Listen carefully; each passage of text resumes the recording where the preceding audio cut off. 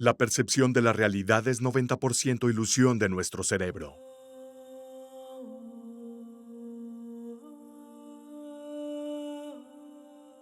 ¿Qué son esas cosas en el cielo, chicos?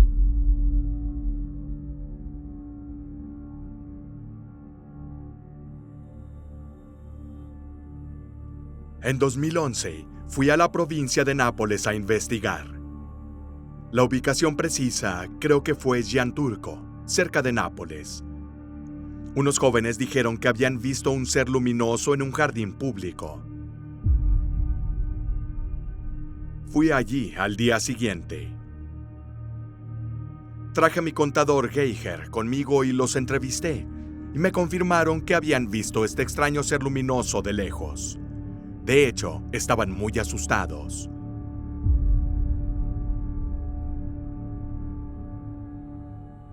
Medí la actividad de radio allí y de repente el contador Geiger se disparó. Luego, inmediatamente después, volvió a caer.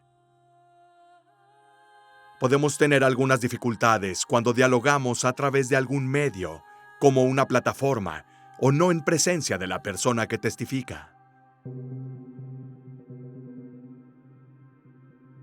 Porque no tenemos un método válido, ni el tiempo para poder entender del todo si tenemos una predisposición incorrecta sobre experiencias de vidas pasadas y presentes.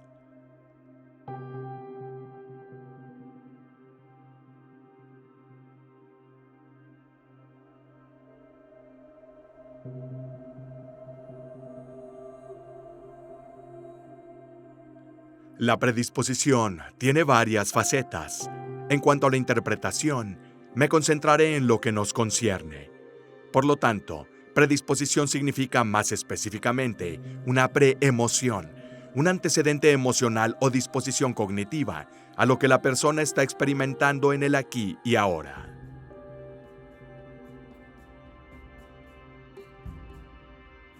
Durante la pandemia, ciertamente hemos registrado un aumento en el número de avistamientos. Ha habido muchas personas que nos han hecho informes de avistamientos, y esto también es explicable, porque desafortunadamente debido al COVID-19, todos tuvimos que quedarnos en casa, y la gente que tuvo suerte de tener balcones o de tener jardines, obviamente tenía más posibilidades de mirar al cielo.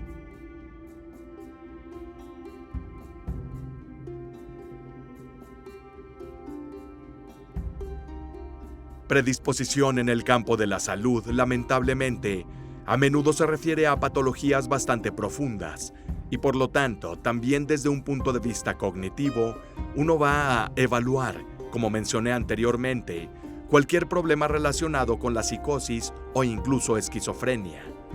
Entonces, la predisposición en términos de antecedentes médicos es importante. Cazadores de ovnis 2. Cuentos del universo. Si queremos abordar por un momento la cuestión relativa a la historia retrocediendo en el tiempo, nos lleva de vuelta a los avistamientos con respecto a experiencias, ya sean directas o no. Hay autores que han escrito 2 o 3 volúmenes relatando estos episodios, infinitos episodios, acontecidos en nuestra historia terrestre, retrocediendo en el tiempo. En mis comentarios, por supuesto, he tratado de resaltar estos períodos a partir de la actualidad y retrocediendo el tiempo. La Edad Media, después de Cristo, antes de Cristo, etc. Hasta esas posibilidades, incluso algunos científicos hablan de hace 200.000 años, así como de 10.000 a 12.000 años.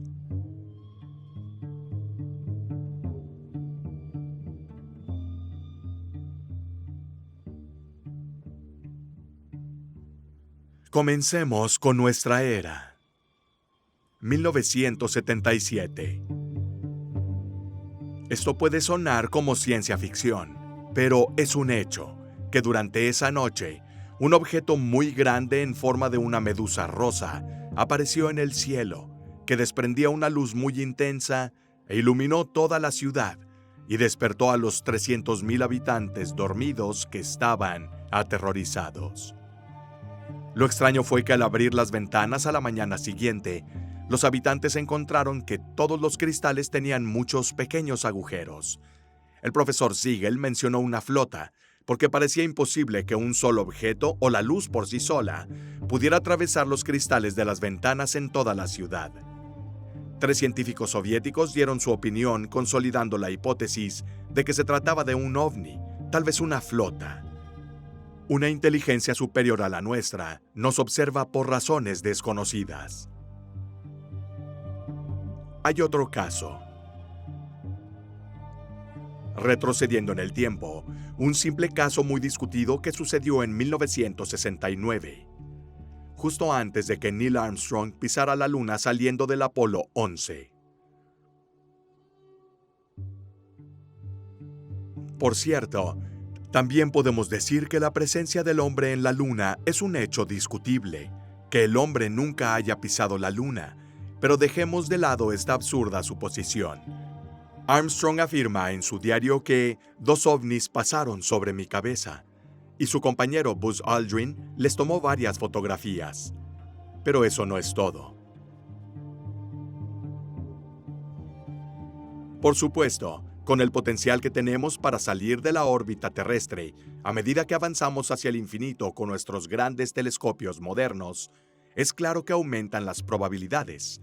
Probabilidades que se han confirmado por tantos aviones militares de última generación que a través de sus radares describen situaciones muy imposibles de imaginar, de objetos no convencionales. Entonces, en la era moderna, podemos decir que hay medios tecnológicos que nos llevan a esta situación.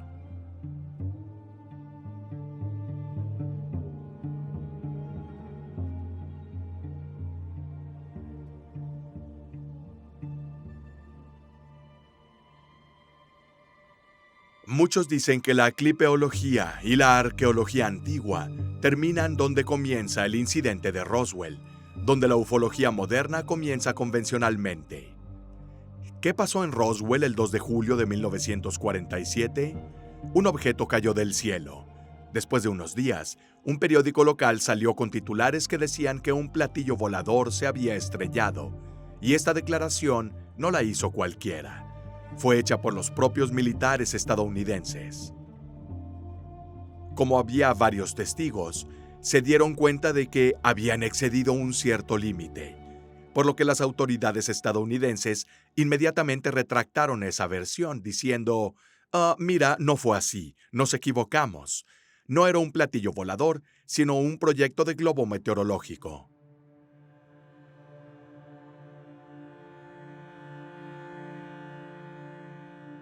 Un soldado estadounidense tomó una fotografía de sí mismo rodeado de muchos escombros, y esta fotografía se hizo circular para negar el incidente. Obviamente, hubo muchos testigos que fueron silenciados de una forma u otra, no en el sentido de que fueron dañados. Sin embargo, con varios métodos poco ortodoxos, se les dijo que mantuvieran la boca cerrada, y esto es extraño en sí mismo. ¿Por qué los testigos tendrían que callar si solo fuera un globo meteorológico? Entonces se entendió que el fenómeno ovni era en realidad un fenómeno delicado, y por lo tanto, varios proyectos comenzaron a partir de 1947 en adelante. El proyecto Twinkle, proyecto Grudge, y todo resultó en el proyecto Blue Book. El proyecto Blue Book comenzó precisamente en 1947. Y este proyecto duró más de 20 años, finalizando en 1969 con el informe Condon. Entonces, ¿qué pasó? Poco a poco los testimonios aumentaron, y todavía estamos hablando de los años 40. El avistamiento ovni más sorprendente del pasado data del 14 de abril de 1561 en Nuremberg, donde numerosos testigos vieron varios miles de objetos voladores de diversas formas, lanzas, cruces y dagas, librando una batalla apocalíptica. Ahora, si pensamos en estos episodios donde muchas personas son testigos de los avistamientos, entonces sería más probable confirmar el evento y darle más confiabilidad con respecto a un solo observador. En 1952 hubo un incidente importante. Había ovnis volando sobre el Capitolio. En pocas palabras, sobre la sede del Parlamento de los Estados Unidos. Como había tantos objetos voladores no identificados, incluso se enviaron aviones de combate para interceptarles, pero fallaron.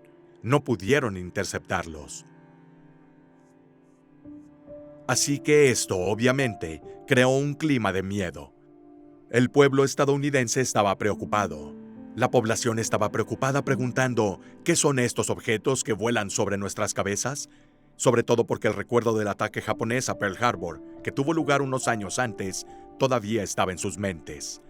Sí, la guerra había terminado, pero se temía quizás que alguna potencia extranjera tuviera aviones con desarrollos absolutamente futuristas. Vayamos al año 950 DC. Hay, me atrevo a decir, en la historia, millones de episodios, pero estos son realmente increíbles. El milagro de Cloera, en Irlanda. Este es un lindo incidente. Cuenta la leyenda que en el pequeño pueblo de Cloera se produjo un milagro. Un domingo, mientras los habitantes estaban en misa, una gran ancla de metal unida a un cable descendió del cielo.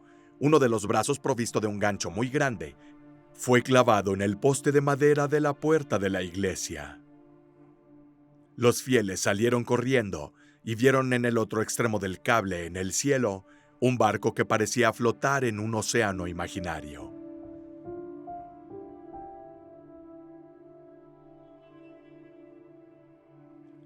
Entre otras cosas, un episodio como este irlandés también sucedió en otros lugares. En Francia, donde, por desgracia, el objeto volador que había aterrizado fue atacado y destruido por los terrestres.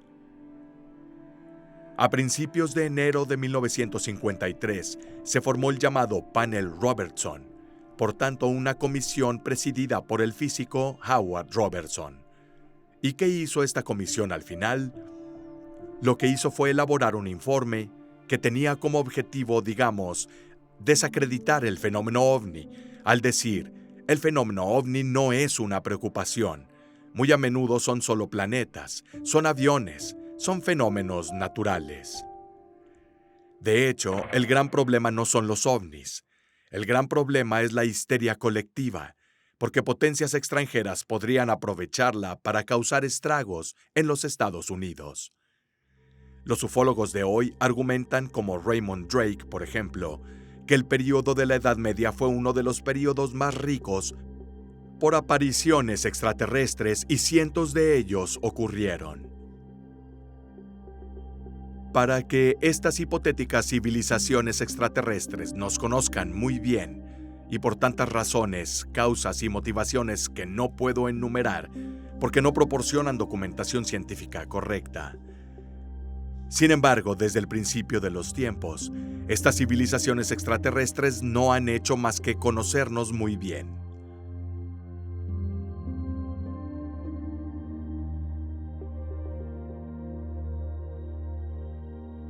Según los informes, el presidente de los Estados Unidos, en 1947, envió una carta a un tal Forrestal y le dijo, mira, hay que crear un grupo Majestic 12. Había muchos miembros de este grupo, así que había varios militares, obviamente, incluyendo, recordemos, a Berkener, Lloyd Berkener, o Donald Menzel.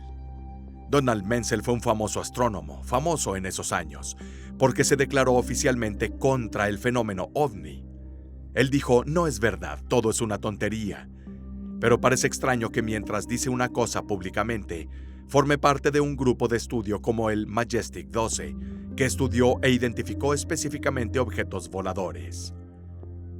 Este grupo Majestic 12, obviamente también sacó sus propias conclusiones, tratando de resaltar que el fenómeno ovni no era nada relevante.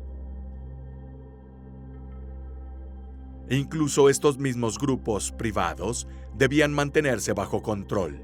Había que mantenerlos bajo control porque podían ser un problema para la seguridad nacional. Obviamente había que tranquilizar a los ciudadanos, pero ¿por qué? Porque los ciudadanos, al ver estos objetos volando en los cielos de Estados Unidos, no estaban seguros. Dijeron, ¿cómo puede el Estado dejar de controlar nuestro espacio aéreo? Y por eso había miedo. También estaba el problema de que Estados Unidos obviamente no podía controlar los cielos de todo el mundo, porque salieron a la luz noticias de muchos avistamientos.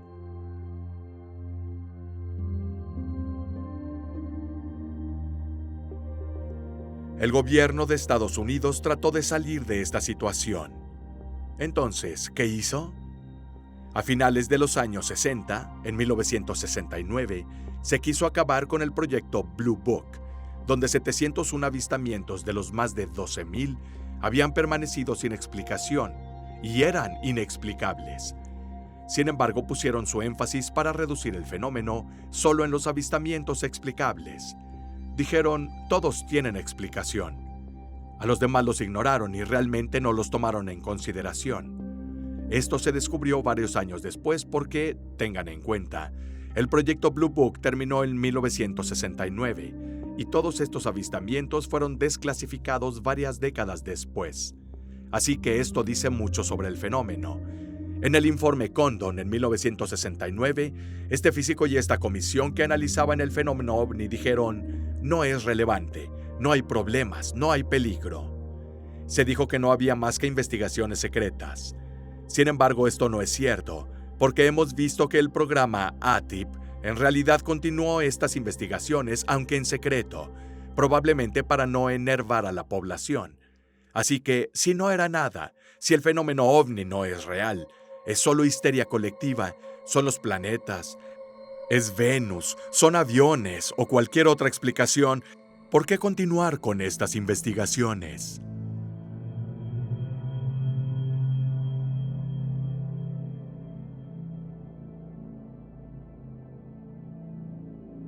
Positivo o negativo. Digamos que, por lo que se ha dicho, analizando los pros y los contras, y dando algunas hipótesis estadísticas, el contacto seguramente será positivo. Porque si deciden contactarnos, significa que estamos listos para poder interactuar, o al menos escuchar más que interactuar. Al mismo tiempo, si hay contacto, es porque las civilizaciones de las milicias ya no están en posición o no tienen medios para causar problemas. Entonces, si se produce el contacto, significaría que hay una civilización evolucionada. También puede ser la civilización número 1, que siempre ha seguido al planeta Tierra, la que pretende ponerse en contacto. Como se dijo anteriormente, hay muchas hipótesis, pero no creo que el contacto ocurra pronto. Un contacto, digamos, un contacto prolongado, podría tardar de 200 a 300 años.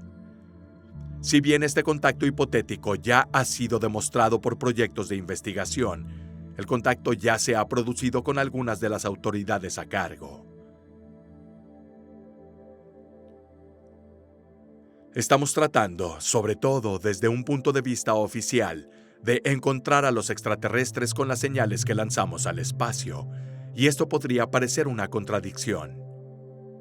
Es decir, por un lado, los teóricos de la conspiración dicen que el gobierno del mundo, tiene una especie de acuerdo con los extraterrestres. Se dice que el famoso aterrizaje de Holloman a principios de los años 60 en los Estados Unidos fue una reunión entre el gobierno y los extraterrestres. Incluso se dijo que había aterrizado un platillo volador, pero obviamente es difícil de probar. Por otro lado, sin embargo, las señales se envían al espacio. Pero en primer lugar, algunos investigadores han dicho que es muy peligroso lanzar señales al espacio, porque podríamos revelar nuestra presencia a extraterrestres hostiles que podrían dividir la Tierra y tal vez venir a colonizarnos. Este es un temor de muchos estudiosos.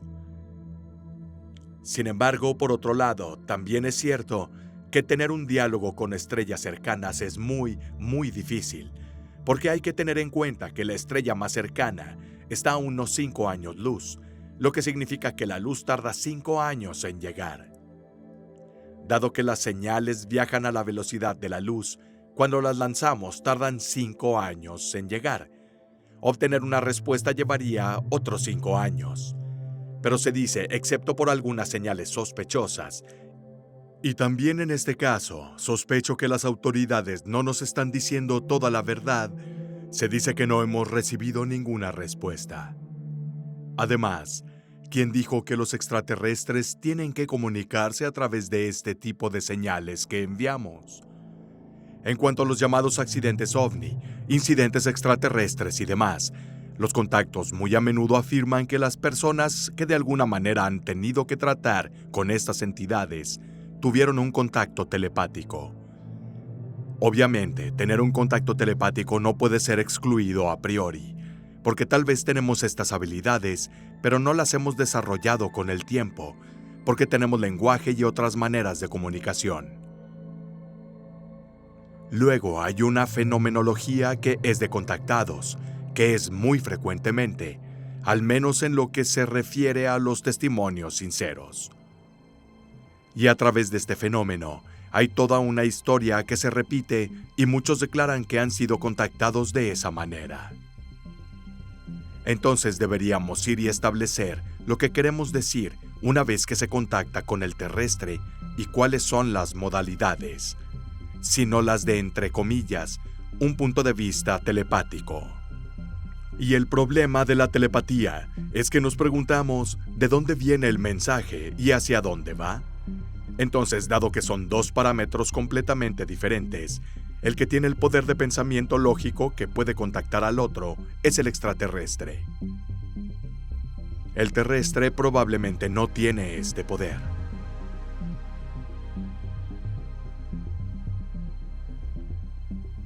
Hay varios episodios que pueden atestiguar plenamente este hecho de la comunicación telepática. Por otro lado, ¿de qué otra forma podrían hacer contacto? Es probable que haya habido episodios de contacto directo y encuentros cercanos, y estaba esta persona, esta tranquila anciana en la década de 1930, que declaró que sintió en su mente estos contactos de una entidad, de una civilización más que de una entidad, pero se declararon representantes de una civilización lejos de la Tierra.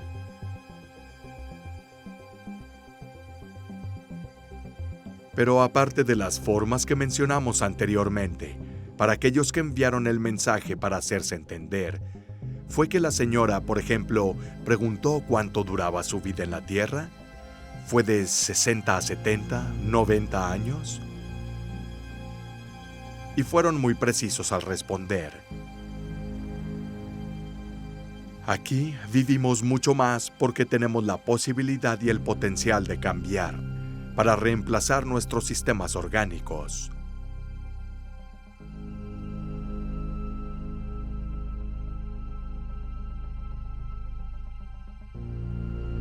En ese momento, eso podría parecer absurdo. Puede haber parecido absurdo. Pero hay que decir que en retrospectiva, volviendo a los años 60, por ejemplo, con la intervención de la cirugía de reemplazo de corazón por el Dr. Bernard en 1967, podemos tener en retrospectiva la certeza de que la telepatía podría ser realista, el contenido del contacto que esta señora había tenido. El episodio de esta señora ocurrió 40 años antes, así que no hay sospecha que el trasplante de Bernard ocurrió primero y luego fabricaron esta historia. El episodio fue muy llamativo y sostenido en las décadas anteriores, y este es un episodio muy lineal del contactismo. Es diferente a la de Siragusa, Eugenio Siragusa o Apon Giovanni, quienes han estudiado estos fenómenos y que dicen ser contactados. Tanto es así que dieron grandes testimonios que tenemos que considerar hipotéticos, porque no nos presentaron a sus extraterrestres. Somos materialistas y debemos seguir siéndolo. Sin embargo, si quisiéramos analizar el contenido, la vida ejemplar de Eugenio Siragusa, estableceremos que ciertamente tuvo algún contacto con civilizaciones más evolucionadas. Y esa misma evolución de la inteligencia presupone el sentido de fraternidad, el sentido de solidaridad y el de paz.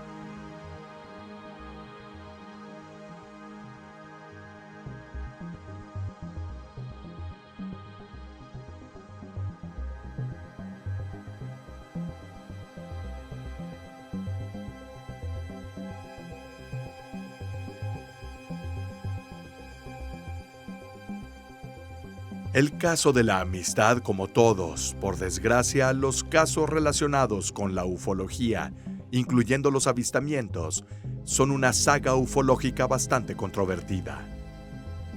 ¿Cómo surgió el caso Amistad? Los extraterrestres del caso de la Amistad se llaman V-56, debido al año en que llegaron a la Tierra. Estos extraterrestres se pusieron en contacto con un grupo de personas. Eran filósofos. Se pusieron en contacto con varias categorías de personas. Esta historia se prolongó durante varios años. De hecho, existe un libro sobre este caso escrito por un ingeniero, Stefano Breccia, una persona muy seria que ha tenido contacto con algunos exponentes del caso Amistad, como Bruno Sabachiccio. Bruno Sabachiccio es considerado como la persona de referencia en este caso de Amistad. La historia comenzó en Ascoli Piceno y continuó durante varios años, especialmente en el mar Adriático. Hay que tener en cuenta que incluso los periodistas estuvieron involucrados. Hay fotos de la época tomadas de los platillos voladores, por supuesto, y se decía que había bases en el fondo del mar Adriático. Y de hecho, de 1978 a 1981, se dio el famoso caso de Pier Fortunato Sanfretta, que quizás se entrelaza con el caso Amistad, porque fue precisamente en esos años que la historia de este vigilante tuvo lugar, quien dijo haber visto un enorme extraterrestre. Toda la historia es demasiado larga para hablar de ella ahora, pero en esos años exactos, de 1978 a 1981, los pescadores tenían miedo de ir a pescar al mar Adriático, igual que los pescadores que conocían esa zona costera. Pero, ¿por qué? Porque vieron objetos que salían volando del agua a velocidades absurdas, columnas de agua que se elevaban y objetos sumergiéndose. Algunas experiencias del caso Amistad, también en el libro de Stefano Breccia, mencionan una guerra entre estos V-56, quienes serían los buenos extraterrestres, y los llamados CTR, que eran una facción hostil de extraterrestres que estaban en contra de los V-56. Aquellos que fueron contactados por estos extraterrestres V-56, los buenos, afirman que tenían bases bajo el mar Adriático. Y algunos piensan, es su creencia, que hubo esta guerra entre los extraterrestres buenos y los extraterrestres malos en las profundidades del mar Adriático. También hablé de estas cosas con Gaspare Dell'Ama, que tiene más de 100 años. Tiene una longevidad realmente notable y es uno de los protagonistas del caso Amistad. Y me dijo esto: Angelo, a estas alturas ya no me queda mucho de vida. Pero él ha estado diciendo eso durante los últimos 10 años. No me queda mucho. Entonces, ¿cuál es el punto de decirte mentiras? Todo es verdad. No he ganado un euro de todo este asunto. Han traído un mensaje de paz. Según la historia de Gaspare Dell'Ama, los V-52 serían capaces de desactivar misiles y viajar entre dimensiones, pero no por el tiempo. Con el aumento de los niveles de inteligencia y tecnología, la sociedad debería mejorar. Al menos esto es lo que nos cuentan los episodios de extraterrestres a través de contactos, avistamientos y comunicaciones, y también a través de los relatos de las religiones monoteístas. Entonces, también el episodio de Eugenio Siragusa podría ser un testimonio de contacto. Veamos, ¿qué es esta ingeniería inversa? Es, digamos, la práctica de estudiar un objeto a través de su estructura, su funcionamiento y su operación para sacar de ella aplicaciones prácticas. En pocas palabras, en lo que respecta a los ovnis, se dice que esta tecnología es copiada de los ovnis que se han estrellado.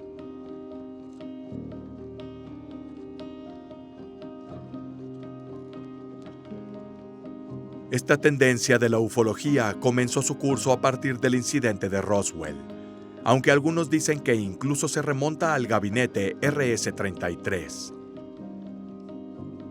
De hecho, se dice que en la era fascista, un ovni se estrelló en Italia, y pasó a manos de los nazis.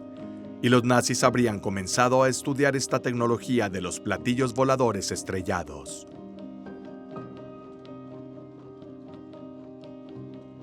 ¿Y en dónde está el problema de todo esto? Muchos ufólogos dicen que todo el asombroso desarrollo tecnológico que ha tenido lugar en las últimas décadas lo confirmaría, porque, como dicen muchos estudiosos, en los últimos 40, 50, tal vez incluso 60 años, no ha habido desarrollo tecnológico verdaderamente sensacional.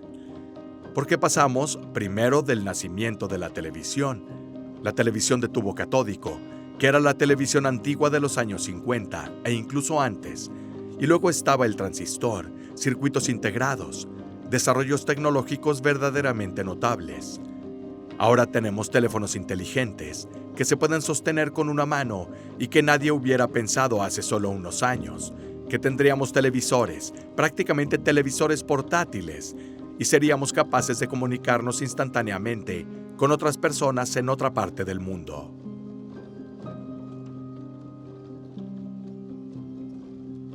Incluso Philip Corso, que fue soldado en el ejército de los Estados Unidos de América, dijo que había visto el material de los objetos estrellados, los llamados ovnis estrellados, llevados a bases militares estadounidenses donde ha estado, y dice que ha visto el desarrollo de estos modernos dispositivos tecnológicos a través de la copia de esta tecnología extraterrestre.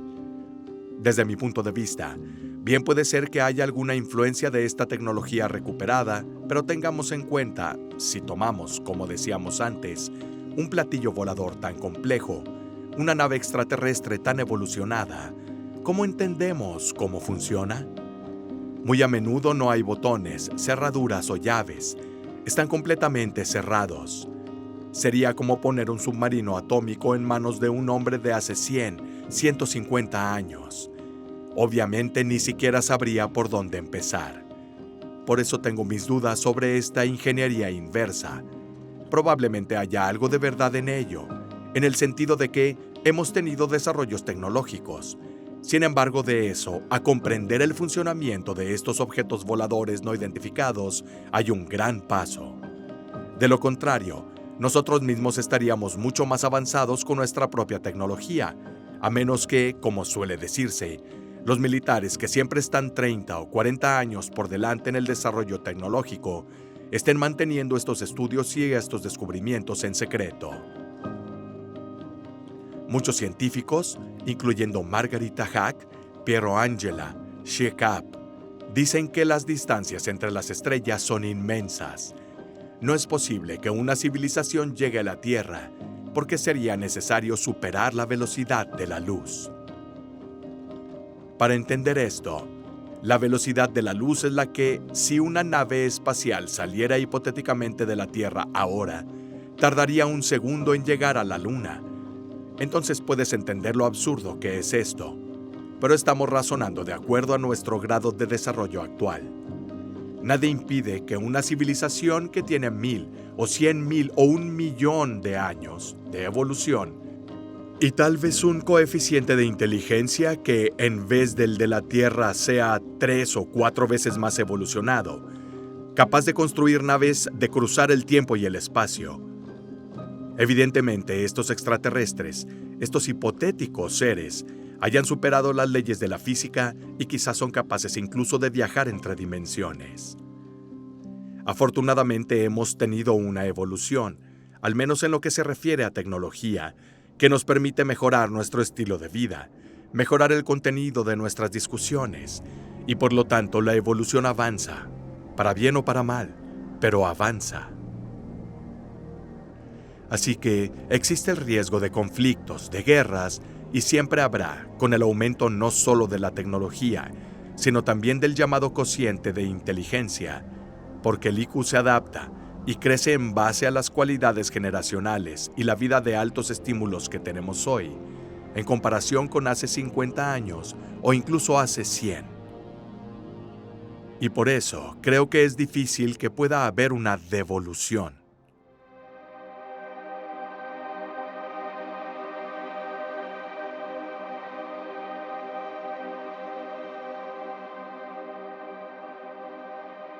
Hoy, las plataformas de Internet y las tecnologías de la información nos han puesto en contacto con lo que existe continuamente las 24 horas del día, con conocimiento inmediato que hasta hace 10 años era inimaginable.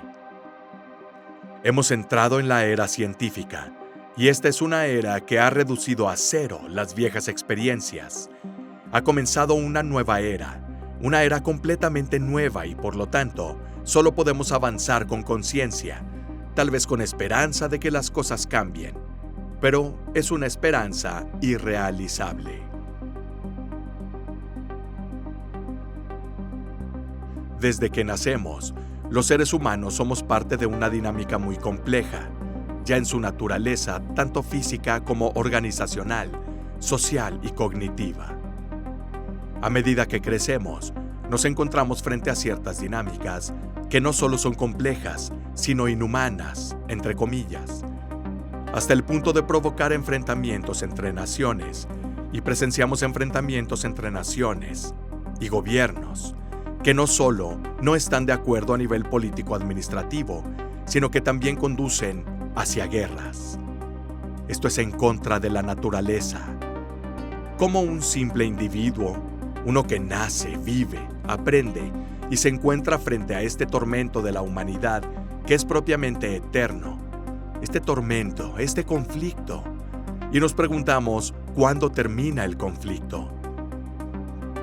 Y ya que hablábamos de predisposición, recordemos el instinto, nuestro instinto de agresión, que es natural en el hombre. Ahora, esto es probablemente solo una demostración, no debería ser justificante. Entonces, ¿cuándo saldrá el ser humano de este impacto psicológico? A medida que los humanos comienzan a mirar más allá de la Tierra, fuera del planeta, estamos experimentando realidades muy fuertes. Miles y miles de millones, no solo de estrellas que fueron comentadas hasta hace poco, sino universos, galaxias. Así, el infinito se convierte en una situación sumamente impactante, en la que el humano, revisitado en su pequeña manera, en su dimensión de conocimiento, tiene que afrontar, porque cada individuo tiene una determinada experiencia de vida en su fase evolutiva, hasta el punto de darse cuenta, cuando puede, de sus valores, sus aspiraciones, etc. Del mismo modo que luego se dictan las normas sociales. Y estas normas luego varían de continente a continente, de pueblo en pueblo. Y por lo tanto, siento que tengo que decir normas específicamente tanto sobre la predisposición como sobre el impacto en el individuo desde el nacimiento.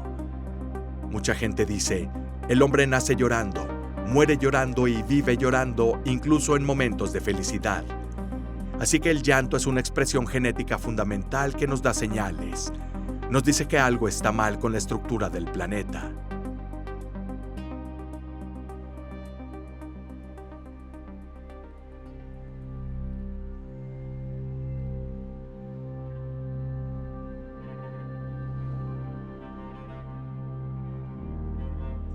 En cuanto a Europa, por desgracia, que sigue siendo un punto delicado, excluyendo a Francia y Gran Bretaña, que hace unos años abrieron una grieta en sus archivos, mostrando varios avistamientos de ovnis y algunos podemos decir archivos de ovnis que son absolutamente interesantes.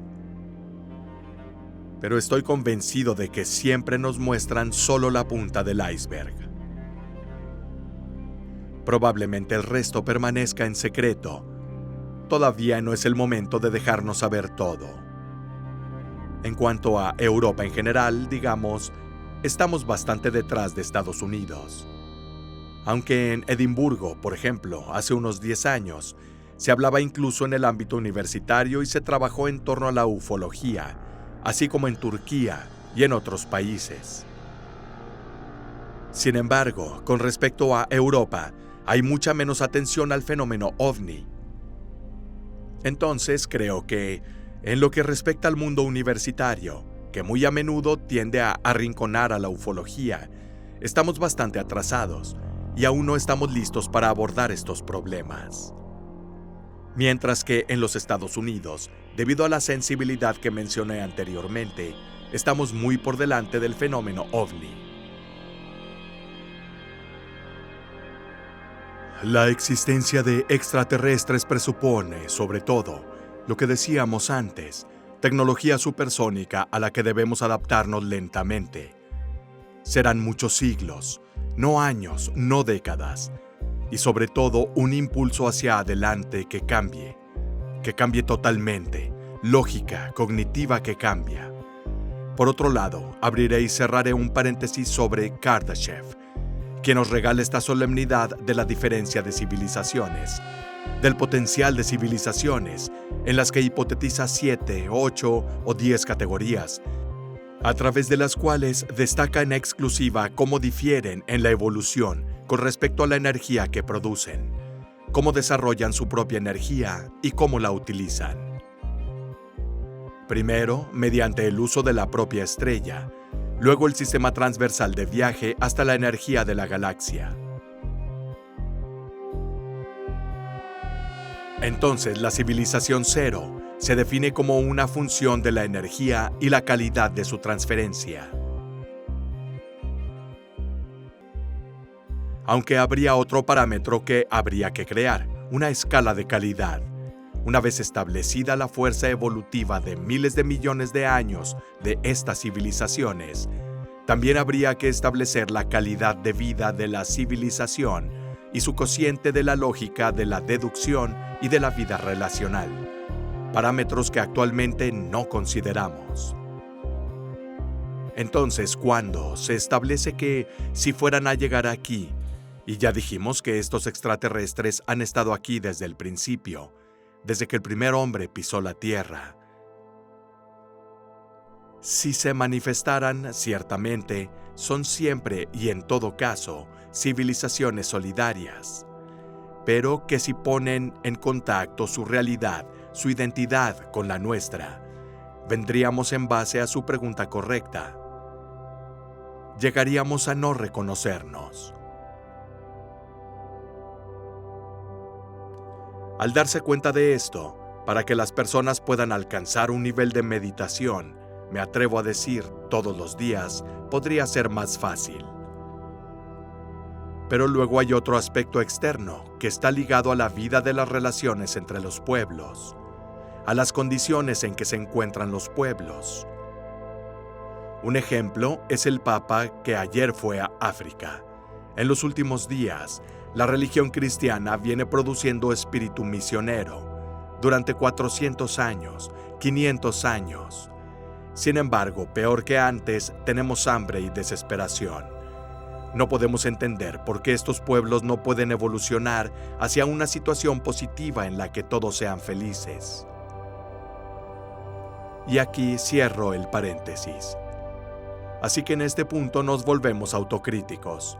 Nos damos cuenta de que tenemos una realidad rota, digan lo que digan, y esa podría ser una razón por la que no tenemos contacto.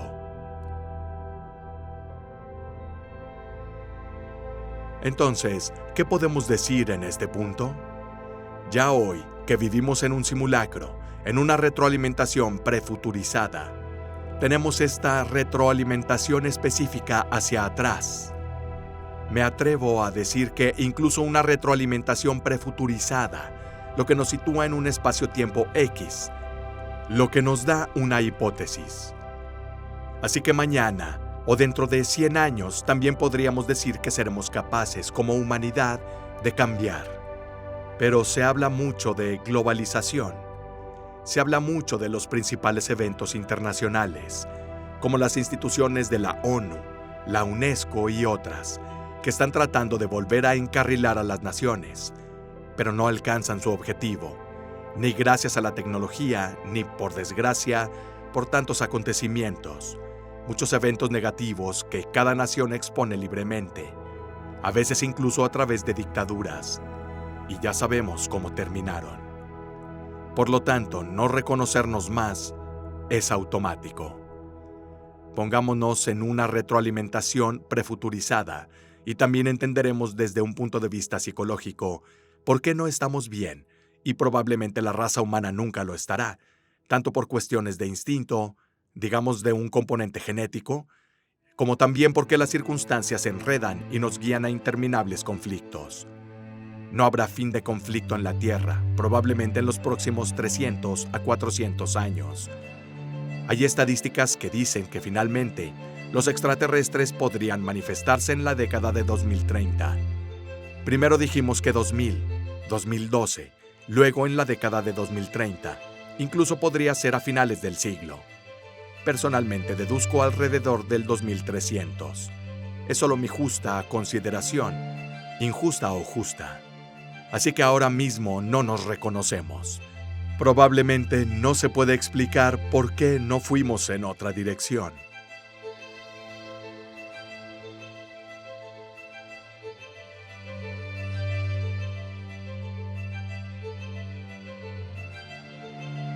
Retrocediendo en el tiempo, la conexión entre la religión y los ovnis se vuelve esencial.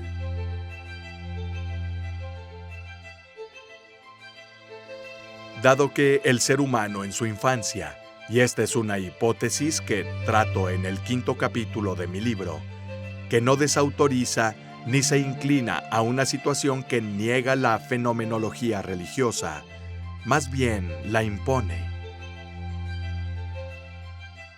Al principio, el conocimiento del hombre era muy limitado. Si asumimos que una civilización extraterrestre se encargó de la creación a la inmersión en nuestro planeta de Adán, entendido como el primer hombre. También existe la hipótesis de la poligénesis. Por lo tanto, no se puede decir que solo había monogénesis. Tan es así que en un momento Caín, cuando es expulsado porque mató a Abel, se queja y dice: «Me estás alejando. Pero ¿a dónde voy a ir? A donde sea que vaya, podría ser recibido de mala manera». Entonces Caín admite indirectamente que ya hubo otras civilizaciones, otros puntos de referencia.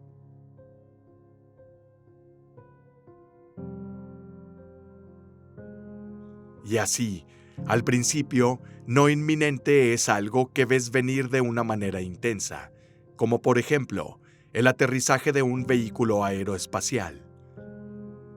Pero inevitablemente también el contacto que al ser superior pudo haber tenido con nosotros. De hecho, por ejemplo, siguiendo la lógica histórica, los sumerios dicen que les enseñaron cómo cultivar la tierra, cómo construir cosas, cómo hacer una cosa en vez de otra. Así que era inevitable que surgiera esta oportunidad. Sin embargo, también es cierto que la mitología presentada en nuestros libros de texto de primaria puede que no sea mitología, porque se nos dice, y se dice, que el sacerdote era el intermediario, el puente entre el Dios, que siempre debemos hipotetizar como un extraterrestre, y el rey. En resumen, el sacerdote actuó como intermediario, dando encargos y demostraciones de lo que hay que hacer, y también dictando las leyes de mínima convivencia. Y esto puede que ni siquiera sea mitología. Por otro lado, se puede explicar, y hoy podemos entenderlo mejor, que los extraterrestres se preocupaban siempre, hipotéticamente, de no crear problemas de radiación, y por lo tanto tomaron a una persona como chivo expiatorio. En este caso fue el sacerdote quien acudió también, entre comillas, contaminado con radiación, y luego transmitió la noticia al rey que él había de mandar al pueblo. También debo decir que, en paralelo, hay un ser supremo, y los extraterrestres también lo dicen. Un ser supremo entendido como fuerza creadora, una fuerza a la que todos nos referimos, y esto ha sido interpretado incluso por aquellas religiones monoteístas, y se basaba en lo que era el requerimiento del ser superior. Porque cuando un Dios supremo debe estar en contacto con la materia, ¿cómo lo hace? Tiene que usar ángeles, arcángeles, tronos, dominaciones, etc. De lo contrario, ¿cómo lo haría? solo puede hacerlo a través de entidades materiales. Entonces fue por eso que dije que al final, la religión y la ufología se reconciliarán, porque era inevitable que estos extraterrestres de otra dimensión se mostraran en una dimensión material. De lo contrario, ¿cómo podría haber ocurrido el contacto? Y por otro lado, ¿cómo podía suceder que entendieran ciertas situaciones? Hay quienes incluso plantearon la hipótesis de que el hombre razonó en términos telepáticos desde el principio y luego gradualmente, estando en esta envoltura, perdió la habilidad. Por lo tanto, para nosotros es difícil realizar comunicaciones telepáticas. Entonces podemos decir que por un lado, la mitología nos aclara algunos aspectos, y por otro, no podemos decir que solo porque hay otras civilizaciones extraterrestres, el Dios creador no puede existir. La esencia primaria, eso que las religiones monoteístas nos vienen diciendo desde hace tiempo. Además, ¿cuál habría sido el medio más adecuado para sensibilizar a las poblaciones sobre empatía, amistad entre los pueblos y hermandad? No había otra manera que demostrar estos conceptos. En la Biblia hay unas 250 citas que hablan de contacto extraterrestre, y son muy claras. Uno de ellos es Ezequiel y el otro es Moisés. Solo me gustaría citar estos dos ejemplos, pero podríamos hablar de ellos después. No podemos dejar de confiar en el estudio, incluso en los detalles, sin cuestionar las traducciones, como sucede a menudo. Este fenómeno de contacto entre rey y sacerdote pontífice, a través de un puente o ser intermediario y superior, entendida como una civilización extraterrestre, sino que es también una materialización del propio Ser Supremo.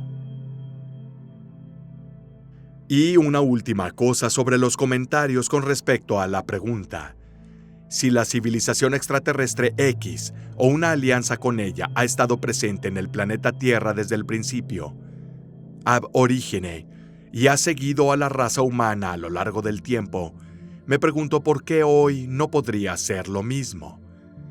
En el sentido de que a través de los siglos siempre ha estado presente y aún hoy nos preguntamos, ¿no están todavía en contacto con nuestras supremas realidades gubernamentales?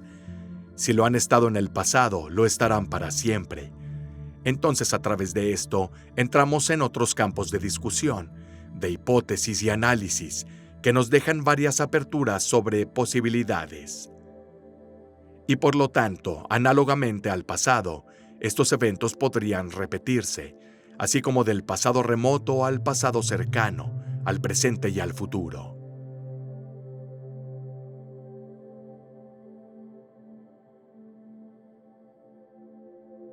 El testimonio de Ezequiel es importante para cualquiera que quiera entender la hipótesis que se describe literalmente. Ezequiel estaba en el desierto, en el exilio, en Babilonia.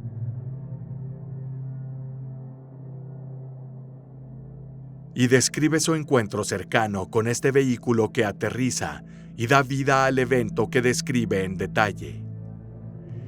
Tanto es así que un científico de la NASA, al releer y repasar la descripción, pudo argumentar con seguridad que estaba hablando de un vehículo aéreo sofisticado, como los que tenemos hoy que viajan a la Luna. Lo que distingue a este testimonio es la carga emocional que tiene del acontecimiento, de este fenómeno, que luego de alguna manera conecta y asocia con su Dios, quien se manifiesta.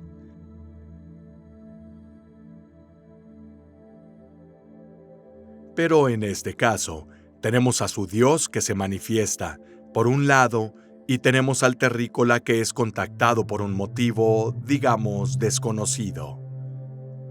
Y la descripción que hace Ezequiel desde un punto de vista emocional es muy interesante. Y muchas veces esta historia necesita ser revisada de acuerdo a las emociones que tiene Ezequiel. Tan es así que al final sufrirá las consecuencias de esta situación. Sufrirá un estrés somatizado muy llamativo. Lo mismo le pasó a otro profeta, Daniel, pero ese es otro asunto y lo describe de una manera mucho más objetiva. Y luego está Moisés, quien durante todo un libro del Antiguo Testamento contacta a Yahvé, contacta a su Dios, porque Moisés actuó como intermediario. Y aquí es importante subrayar que se recomendó que solo él podía acercarse al lugar, y por lo tanto a la situación, y los medios que estas entidades usaron. Y esta razón se puede asociar fácilmente hoy al vincularla a la radiación, y por lo tanto lo que podría haber sucedido. Tan es así que le dijeron que debía lavarse la ropa después de la reunión.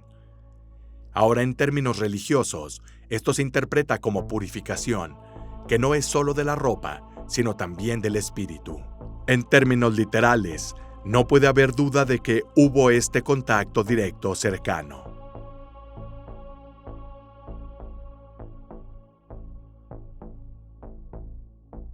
De hecho, solo otra persona se acercó junto con Moisés, y solo unas pocas veces. Está escrito que se le recomendó que lavara su ropa, porque había que limpiarla. Pero la parte más sugestiva, digamos, de Moisés, es cuando dice: Señor, muéstrate, que quiero ver tu gloria. Cuando dice gloria, se refiere a su realidad, a su poder. Y finalmente el Señor dice: está bien, como si estuviera un poco molesto. No te preocupes, puedes verme, pero no podrás verme el rostro, porque cualquiera que lo vea moriría. Ponte detrás de esa roca. Pasaré y con mi mano te protegeré. Y eso es lo que sucedió. Moisés se escondió tras la roca. La mano descrita por Dios probablemente era un brazo del vehículo que protegía de la radiación. Y él, Moisés, pudo ver el poder de Dios, solo de lado y por detrás. Estos son conceptos interesantes, donde lo divino y lo humano se fusionan, y donde se entra en la dimensión material desde la dimensión que a veces consideramos espiritual. Y estos son episodios que cuentan en la ufología antigua. No cuentan tanto para hacer una distinción entre ovnis y religiones, sino por unir las dos cosas, ya que viven de una manera muy concreta y digamos tangible, que no tienen nada que ver con la separación de las dos. Esto es importante y quería hablar de estos dos episodios que me llamaron la atención en mi investigación y que también pueden dar lugar a otros temas. Entonces, al llegar a nuestros propios tiempos, desandando este camino, esta vena religiosa, como muchos otros que dan testimonio a esta investigación, por ejemplo, a través de la construcción de estos grandes telescopios, en nombre del Vaticano en los Estados Unidos, el llamado Lucifer.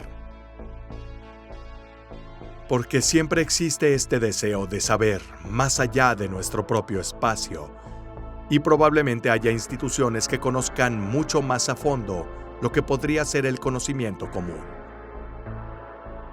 Cuando hablamos de ovnis, y esto es un aparte, no hay que decir yo creo en los ovnis, porque no es una fe. Una cosa es decir creo que este fenómeno es real, y otro decir yo creo en los ovnis, que es algo completamente diferente. Con esto dicho, estos conceptos ya dan un aura de misterio a la ufología, porque en realidad a veces parecen fenómenos paranormales, pero los mantendría distintos de los fenómenos paranormales. Entonces, si la ufología es tratada como ciencia, porque la ufología abarca muchos temas, como he dicho en otras ocasiones, la química, física, óptica, astronomía, aerodinámica, lo que significa que es un tema complejo. Así que tenemos que eliminar cómo el gobierno de Estados Unidos parece estar haciendo este estigma, este aire de condescendencia que la ciencia tiene hacia la materia. Recuerden que ha habido muchos científicos excelentes, como el propio Hynek, que fue un gran astrónomo, un consultor del proyecto Blue Book, y quien finalmente cambió de opinión sobre el fenómeno ovni con el tiempo, Y con eficacia en el tema de los ovnis, muchos dicen que es un fenómeno real. Es necesario estudiarlo a fondo para quitarlo de este cuento de hadas como un aura de incredulidad, de escarnio, para llevarlo de hecho a un nivel de ciencia. Por lo tanto, la creación de una facultad universitaria sería la mejor manera de quitar este tema de las manos de tantos ufólogos improvisados, que al final, por su forma de operar, solo desacreditan al fenómeno. Debería ofrecerse a centros preparados como el nuestro u otros centros ufológicos u otros investigadores serios. Esperamos que la fenomenología ovni pueda entrar en las escuelas. Sobre todo porque, hay que tener en cuenta, la ufología, además de ser un tema muy complejo y muy delicado, está abierto a todos, pero no todos pueden entrar directamente y discutirlo como si fuera algo simple. Porque, como en todas las cosas de la vida humana, la etapa evolutiva del individuo comienza desde la escuela, primaria, secundaria, preparatoria, universidad y especialización. No entiendo por qué en este campo, que es un tema bastante complejo, una persona que no ha seguido un camino informativo, como estudiarlo en la escuela, puede hablar de cosas de las que no sabe nada. Así que, ese es precisamente el compromiso que pedimos, que se pueda tener una institucionalidad y un entorno escolar para comenzar desde lo básico y luego continuar hasta tener formidables niveles de preparación.